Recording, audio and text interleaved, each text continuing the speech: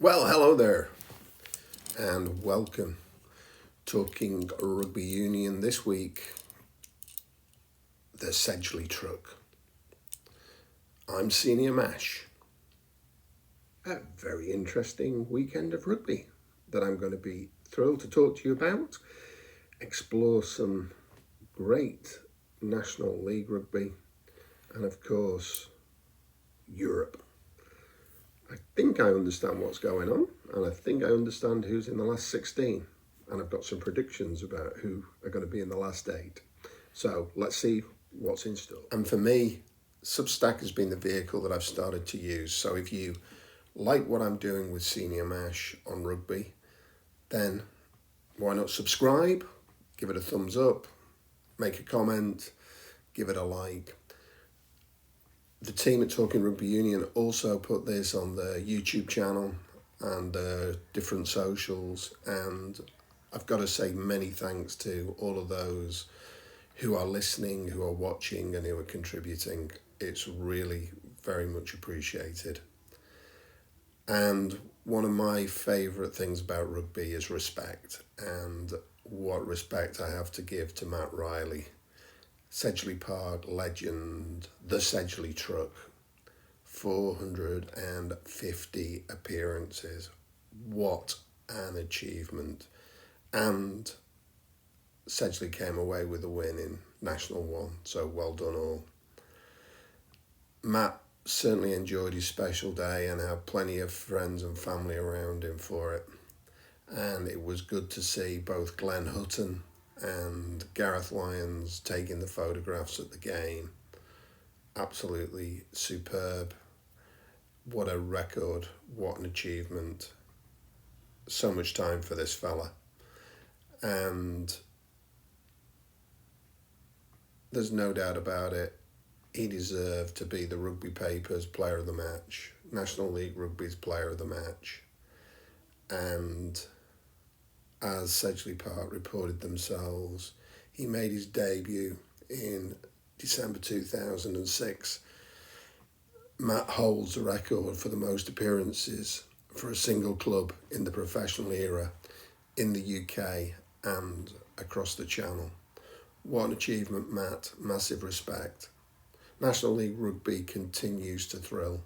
And this week, there was plenty to get excited about. First up, well, Plymouth Albion 24, Bishop Stortford 21. A very narrow win for Plymouth Albion, but I'm sure the guys will have appreciated that victory. Meanwhile, Rams got back to winning ways, 26-17 versus Dings. That means that the 4Rs are still in the top. Richmond played Esher and took the win. They stay at the top of National 1. Well deserved. They're doing some great things down there. Keep an eye out for their push into the championship. Rotherham Sale, well, wow. These two northern powerhouses really went to town and gave us a hard-fought battle on the rugby pitch. Rotherham being the eventual winners. Well done to those Titans. Anyway, National 1 delivers, and a devastating second half performance by Blackheath versus Birmingham Moseley gave Blackheath a 51-26 victory. Quite an achievement. And one of those R's that's in the top 4, Rosslyn Park, scored 49 points against Darlington Modern Park's 24. Another big victory that sees the 4Rs remain at the top of National 1, who will stay there until the end of the season. It's going to be great rugby, and you should start to watch as much as you can. I've been watching rugby this week. I'll be trying to get down to my local club in the next few days. You should try that. Watching rugby, supporting your local club, that's what it's about. And this is an opportunity to not only combine club rugby, but you can have European rugby, you can have Six Nations. And by the way, on social media, more Rugby Respect. for Sean Lynn, Gloucester Harbury coach, who's been appointed the head coach of Wales women's senior team. So much pride in what Linny has done down at Gloucester Harbury. And when somebody like Squiz Rugby talks so positively, you've got to take note. Rugby on TV, it was all about Europe. Did I know what results mattered, when they mattered, how they mattered? Not got a clue.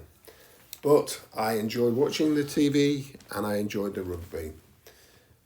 Rugby on social media, it seemed to be all about the officials this week, which is probably the first time in 20 weeks that I've noticed that.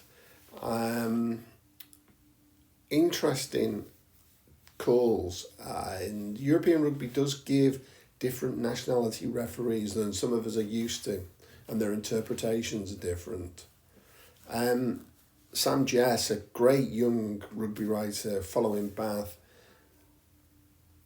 was a little surprised at Ben Obana's red card, having had a second yellow given for a soft scrum pen. I think many of us were. Stephen Ferris couldn't quite get over the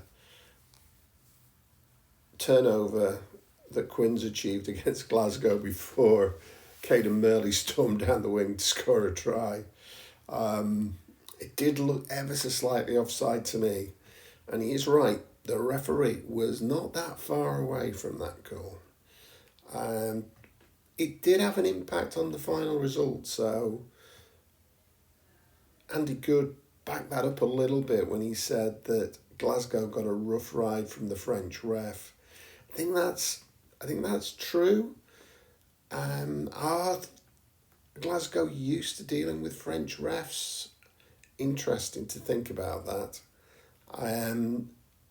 But I do think there's some good young refs coming through. Elsewhere on social media, some good match reports from Preston Grasshoppers and Taunton Rugby Club in National 2. And I see that the Six Nations, Guinness men's Six Nations, should I say, are getting their names into theatres, cinemas and onto Netflix with the premiere of Six Nations Full Contact. If you get a chance, do go to the cinema and watch it. Big impact. And disappointing news for a lot of England fans, but particularly for the players. Picking up some injuries over the weekend. One of my favourite rugby journalists, Joe Harvey, reports that Jamie George, Alex Coles, Jack Van Portfleet, Alex Dombrandt and Alex Mitchell are all injured, being replaced by Curtis Langdon, Arthur Clarke, Ben Spencer, Henry Pollock, Rafi Quirk. I imagine Steve Borthwick's planning for scrum half position has been completely turned on its head by these injuries. I think that's going to be the biggest issue that he has to confront. Now, back to Europe. Now I'm understanding what's going on. Let's have a look. Well, Bordeaux Beagles, spell check, got me. Bordeaux Begler will host Ulster. And spell check, got it a little bit wrong, but Bordeaux Begler it is for me. Perfect record, top seeds in my opinion. Got some great offensive prowess. And Ulster, despite a challenging pool stage, secured their spot in this game, the knockouts, thanks to a crucial victory over Exeter and some favourable results elsewhere. But for me, my prediction, Bordeaux Bagel. So I think Bordeaux win this game and stay in pole position. Do enjoy watching these guys play. Leinster Harlequins is going to be a tough one for Harlequins away in Dublin. I think it might actually be Croke Park that they play in. What an atmosphere that'll be. I think Leinster look the real deal. They've been able to improve and I think they'll get the victory. Northampton and Clermont, I'm going to go with Northampton for the victory.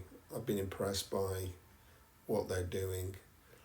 Toulon Saracens, I'm actually going to go with the away team and take Saracens. I think Saracens can do a number over there. I think Mark McCall is handling this season incredibly well, and I'd like to see them take that victory. Elsewhere, Toulouse versus Sale. Very difficult for me to look beyond Toulouse. However much I favour Sale, it's a tough away trip for them.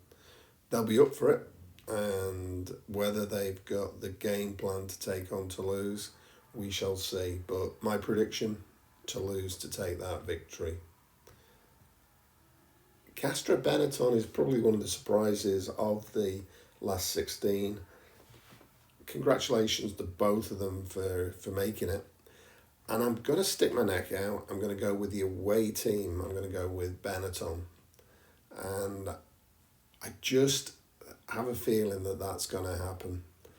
But, and the spell check got Castres wrong as well. Glasgow versus Leicester. Well, undoubtedly Johnny Matthews is going to score tries. Leicester playing well, but I just think Glasgow's game plan at the moment will unpick Leicester very quickly. So I'm going to take Glasgow to take the victory, and I'm looking forward to that game.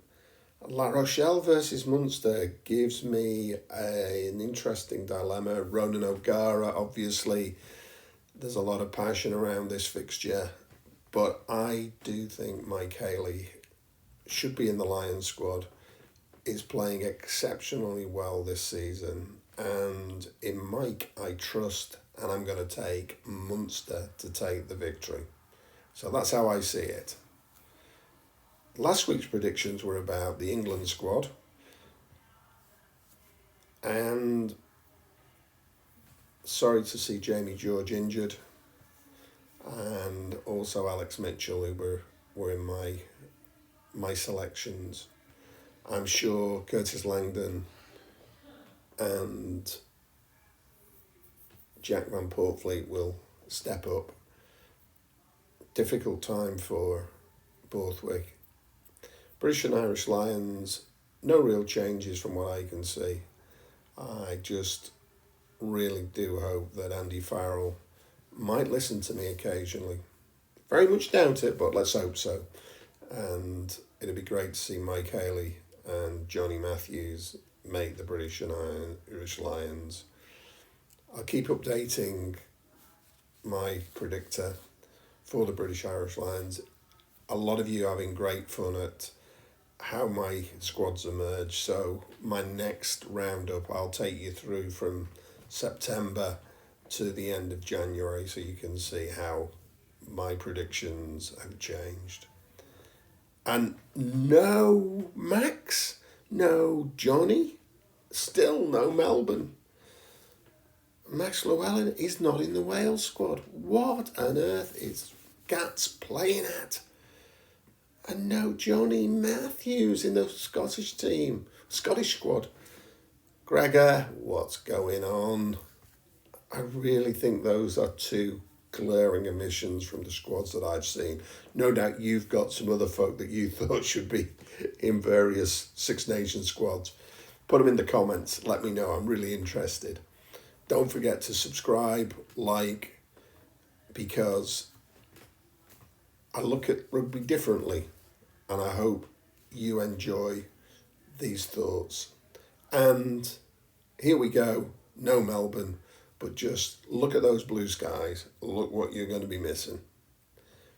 And as ever, big thanks to Talking Rugby Union, National League Rugby, for their support, plus the fact they give me access to some of their materials that I can use. And of course, most of all, they amplify what I'm trying to say through their own YouTube channels and socials. Do give them a like. They're a great independent source of rugby union news.